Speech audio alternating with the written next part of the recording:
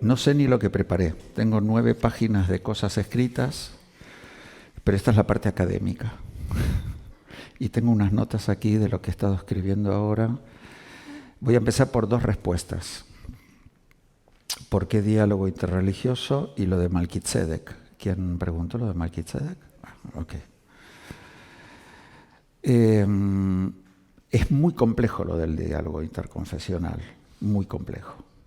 O sea, sería muy romántico decir que eso es fácil. No lo es. Básicamente porque la gente mezcla, digo la gente es una generalidad, ¿no? Y disculparme la generalidad. Mezcla la confesión, la creencia, con la política. Y eso genera mucha dificultad. Personalmente creo que los espacios de encuentro no son para unificar, son para encontrar potencia en la diferencia. Son para encontrar que, como si estuviéramos leyendo El arte de la guerra, ¿sí? Dice que hay que ver todas las porciones, todos los lugares, los ángulos desde el cual uno tiene que encontrarse con la vida y encontrarse con su propia realización. Hace tiempo atrás, en una charla que tuve aquí, una de mis preocupaciones siempre ha sido cuál es la significación del ser humano. Y yo creo que no existe modo de entender la verdadera significación del ser humano caminando en línea recta. Hay que circunvalar, hay que dar vueltas, hay que escuchar, hay que estar abierto. Y creo que el diálogo interconfesional permite eso. Un detalle más. Hoy por la mañana conversaba con una amiga por teléfono y me decía, ¿a dónde vas? Y le digo, hoy encuentro y les cuento lo que voy a hacer, lo que estamos haciendo. Y me decía, las religiones son un muermo porque constriñen al ser humano. Y yo le decía, le digo, mira, yo no sé lo que es eso, básicamente porque yo elijo qué es lo que quiero hacer. A mí nadie me impone lo que tengo que hacer. Eso es una elección personal. Yo creo que lo que hablamos del diálogo tiene que ver con la disposición personal para encontrar un camino que sirva a la persona para encontrar una significación y relevancia en su vida. Hablabas antes de revelación, ¿no?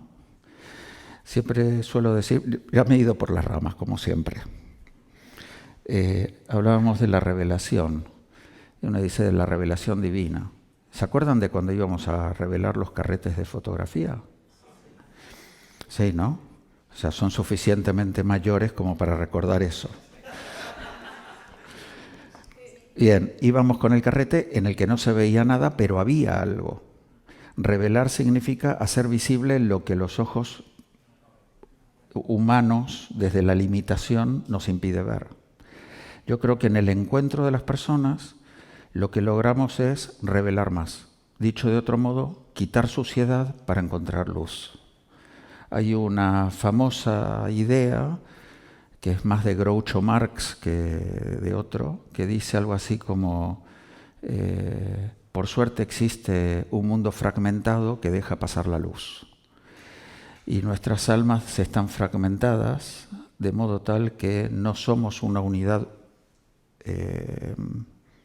impermeable, sino que producto de esa permeabilidad estamos dispuestos o preparados para ser iluminados por lo demás. Bien, esta es la primera parte, lo de Melquisedec. Según la tradición judía, Melquisedec quiere decir mi rey justo. Malki es Melech Sheli, mi Dios, y Tzedek quiere decir justo. Ese rey justo, según la tradición judía, era Shem, el hijo de Noé, que vive 600 años y es contemporáneo de Abraham.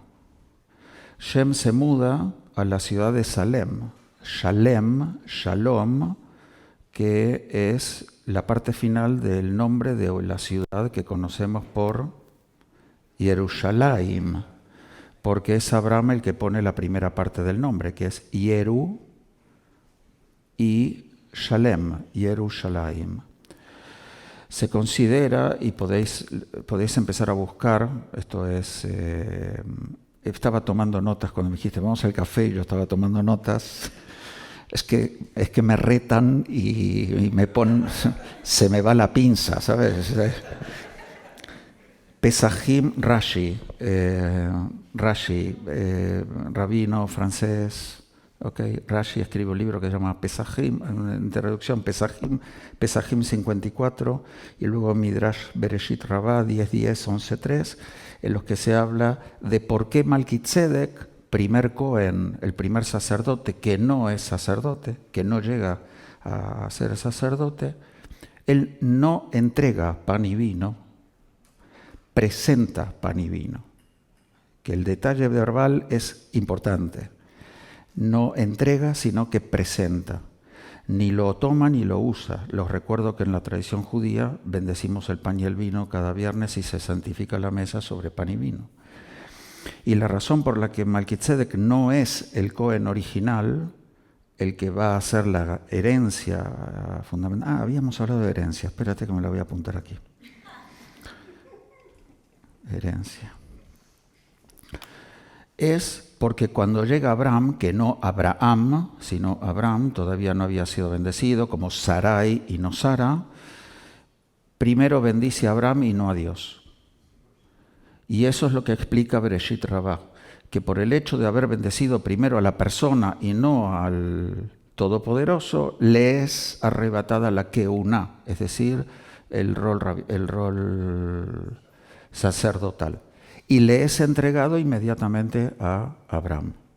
Inmediatamente después, Génesis 14, 19 y 20, es el momento en el que se le explica a Abraham los rituales del sacrificio, de los sacrificios animales para el templo, siendo él a partir de ese momento la explicación. Toda esta explicación me llevaría un día entero más, pero la voy a dejar aquí. Básicamente por un detalle, porque como sabemos, la Kohanut, el sacerdocio, no viene de la rama de Abraham, sino de la rama de su hermano, de Aarón.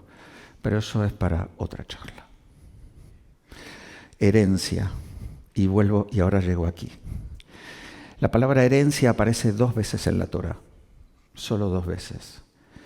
Y es la palabra morashá. La palabra morashá aparece 2 veces. La primera, cuando Dios le habla a Abraham y le dice, Lej, lejame, artzeja, me morateja, dice, vete de la casa de tus padres, bla, bla, bla, bla, que te voy a dar esta tierra en heredad. Esa es la primera. Y la segunda es cuando Moshe está por morir. Al final del 5.º libro, está por morir, y entonces habla al pueblo de Israel, hace como un raconto de toda la vida y dice, y esto os será dado en heredad. Y ese concepto de heredad tiene que ver con esto que tú explicabas, es decir, no te pertenece, no te pertenece. Lo que se hereda no es tuyo realmente, porque en realidad lo que hay es un compromiso de transmitirlo, de volver a heredarlo. O sea, tú no puedes vender lo que has heredado. ¿De acuerdo? O sea, dicho de otro modo, no puedes comerciar con tu herencia. O no puedes destruir tu herencia. Esa sería mejor. ¿Ya cuánto consumí de mi tiempo? Ni empecé. A ver, cuando Juan Carlos me pidió que escribiera esto, me olvidé. Esa es la verdad. Me olvidé, lo sabes. Mi agenda es un desastre. Me olvidé. Y me puse a escribir como un loco los últimos 3 días. No sabía ni lo que escribía. Pero la primera cosa es que cuando llegamos a esto, leí el título de lo que hay aquí y digo, naturaleza y espiritualidad. La realidad es que naturaleza, como tal, la palabra en hebreo no existe.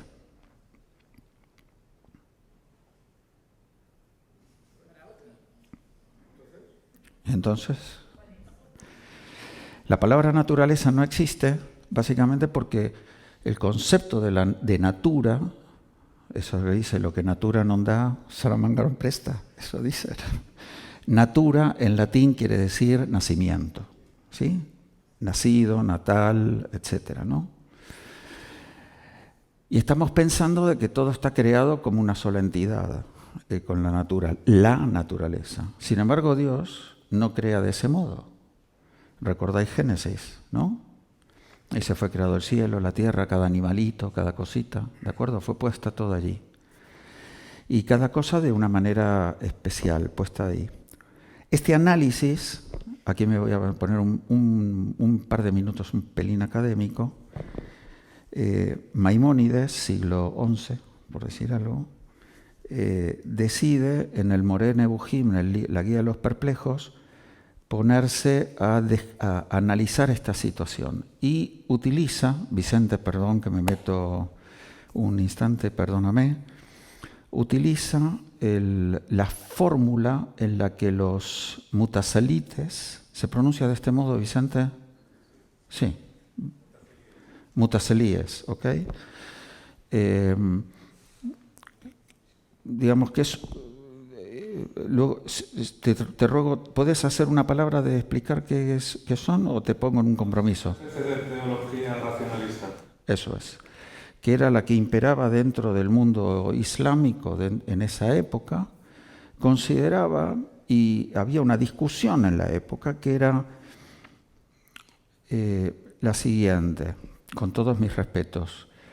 El pájaro no vuela porque vuela, sino porque el pájaro vuela porque Alá, que es grande, decide que cada batido de las alas es una decisión divina. ¿De acuerdo? Que el fuego no quema, sino que hay una decisión específica para que queme. Es decir, que cada acción que sucede en el mundo de la naturaleza está determinada por la voluntad divina. Y Maimónides está en esta discusión respecto de cómo encaja todo esto. Porque al final lo que aparece es que cada ser vivo, no la naturaleza, ¿se entiende por dónde quiero ir, no? Cada ser vivo actúa según un principio que está vinculado con lo que la divinidad decide en cada instante. Maimónides discute al respecto de todo esto y entonces se plantea un detalle y dice, porque esto es lo que luego voy a explicar un elemento importante. ¿Por qué los mutaselíes plantean este elemento, esta ración? Porque tenemos a Grecia por detrás. ¿Saben lo que quiero decir? El dios sol, la luna, cada elemento es un dios. Y dicen, entonces la pregunta es, ¿el sol decide si calienta o no calienta? ¿El sol decide si ilumina o no ilumina? ¿De verdad va a ser esto así? Y entonces aparece una discusión importante y es que el sol no decide. ¿De acuerdo? El sol no decide y los mutaselíes lo que dicen es, quien decide es la divinidad. En el mundo judío, tal como nosotros lo vemos, y como finalmente el Islam más tarde terminaremos encontrándonos en esta visión, es que todo se rige por una ley superior. Todo se rige por una ley superior. No se trata si el animal bate las alas por una decisión divina, sino que todo está vinculado con un orden completo, con un ecosistema completo, que sí está regido por la divinidad, pero no cada elemento por separado. Y eso es lo que ha dado lugar a la ciencia. Difícilmente encontraréis un rabino estudiando filosofía en la universidad. Nos encontrarán a todos nosotros estudiando ciencias, buscando comprender la ley que subyace, porque tiene que ver con esa ley divina. ¿Se entiende por dónde estoy yendo?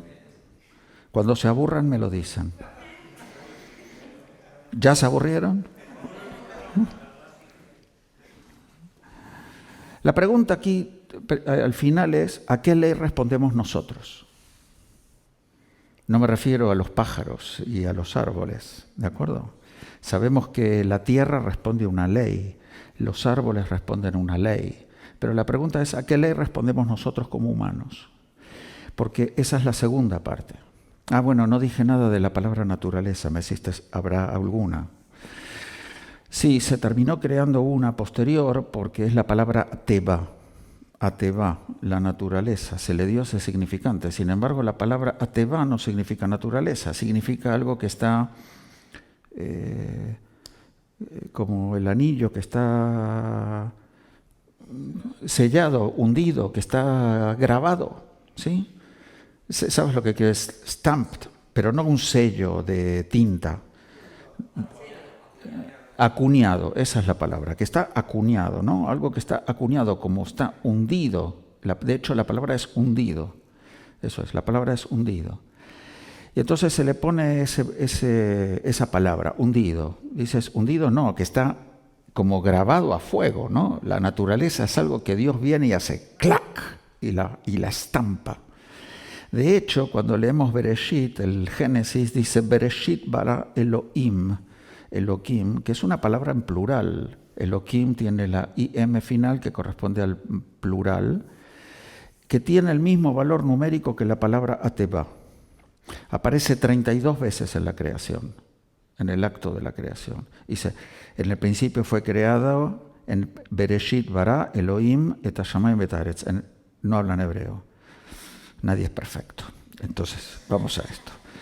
En el principio creó Dios el cielo y la tierra. Sería una traducción. En el principio creó la naturaleza, el cielo, la tierra, bla, bla, bla, bla. Puedo reemplazar la palabra Elohim por ateva y resulta ser que tenemos el acto creación. Por lo tanto, lo que venimos a decir es que Dios es la excelente. Lo hemos hecho de vicio, ¿no? Lo hemos hecho fenomenal. Dios es la naturaleza. La naturaleza es todo lo que está en ella, que nos ha dejado estampados en una forma de actuar, en una estructura de relacional, y entonces a nosotros se nos dio un elemento diferencial, que es nuestra capacidad de decidir, discernir, sí, decidir cómo actuar. Y ahí es donde está verdaderamente la pregunta, ¿cuál es la ley que actúa en nosotros? No estoy usando los papeles, eso me pone loco porque, digo, he perdido tiempo escribiendo. A ver si hay algo importante que puse por aquí. Un minuto. Vale, aquí.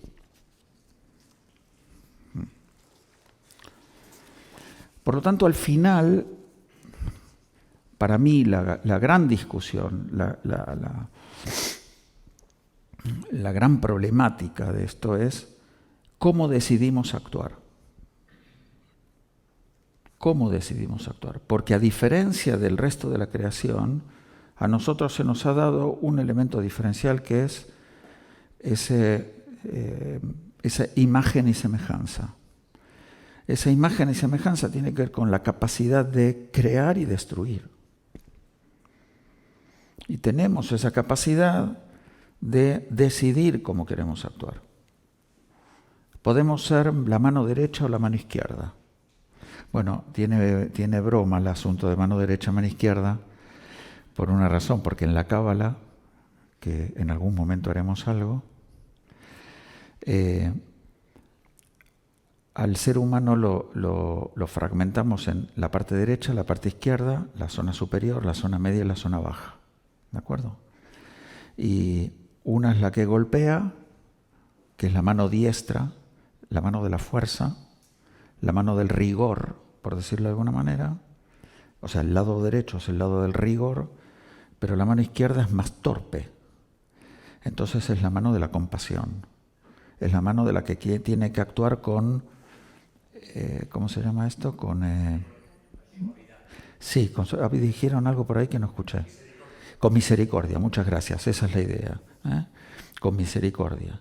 Y entonces cuando se habla del encuentro de cuál es lo que nosotros tenemos que hacer, es comportarnos como si fuéramos Dios, con rigor y misericordia. Con rigor y con misericordia. Son las dos actuaciones con las que deberíamos estar. ¿Qué más? Bueno, no sé. Yo por mí lo dejo aquí. Lo vamos a dejar con una idea. Lo dejo con una idea y luego charlamos con las preguntas. Prefiero conversar.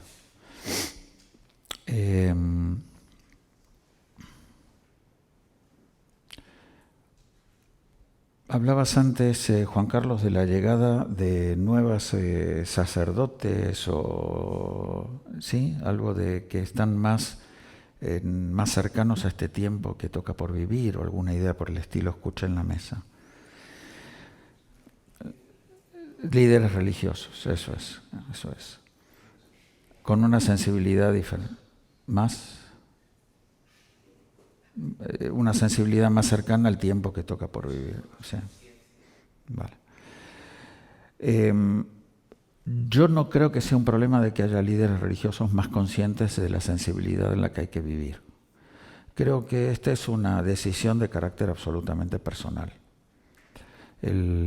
Los tiempos que estamos viviendo en lo que refiere a nuestro encuentro con nuestra propia espiritualidad y con la naturaleza o el lugar donde vivimos, nos ha llevado a destruir los dos ámbitos, a destruir la parte humana y a destruir el entorno en el que vivimos. Hemos despreciado nuestra propia vida y despreciamos el lugar donde nos encontramos. Nos encontramos en un tiempo en el que estamos mucho más alejados de la justicia que debiera imperar en la forma de tratar aquello que hemos de dar en heredad a quienes siguen por detrás de nosotros, y por el otro lado descuidamos nuestra propia naturaleza humana, que tiene que ver con la permanente búsqueda de un conocimiento más elevado que pueda ayudarnos a realmente actuar con justicia en este tiempo. Yo preguntaría el por qué. Y volviendo a Groucho Marx, tal vez la frase sería: porque no tenemos tantas grietas dejando pasar la luz. Y tal vez nos hemos llenado de demasiadas corazas que nos impiden percibir lo que está sucediendo alrededor, y no respiramos tan libremente como para poder crecer de una manera más productiva y generosa. Bueno, lo dejo aquí y seguimos luego en el momento de las preguntas. Muchas gracias.